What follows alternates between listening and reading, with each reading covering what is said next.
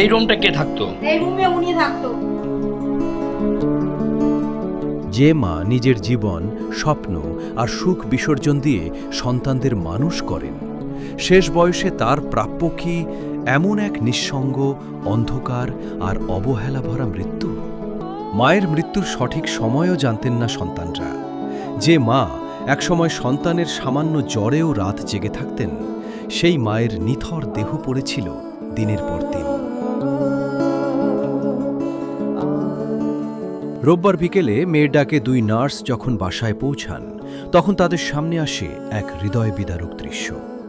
নূরজাহান বেগমকে প্রাথমিকভাবে পরীক্ষা করার সময় পাশ থেকে মেয়ে ফাতিমা নাসরিন সুলতানকে বলতে শোনা যায় তার মা নাকি সকালেও কিছু খেয়েছেন। সকালেও তো কিছু খাওয়া দাওয়া করছে, একটু আপেল টাপেল খাইছে, সকালেও খাইছে, দুপুরেও ওনার শ্বাস প্রশ্বাস ছিল, আমি দেখছি ধরেন 1:30 পৌনে 2টা এরকম দিকে। উনি কতদিন ধরে এখানে পড়া এরকম পরিবেশে তো আসলে সেজন্য জিজ্ঞেস করতেছি।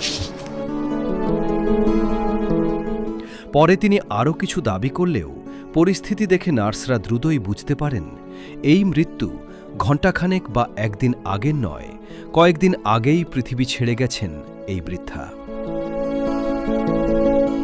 সন্তানদের উচ্চশিক্ষা, প্রতিষ্ঠা আর সফলতার পেছনে যে মা বছরের পর বছর সংগ্রাম করেছেন, শেষ বয়সে সেই মাকেই থাকতে হয়েছে ময়লা আবর্জনায় ভরা একটি ছোট কক্ষে।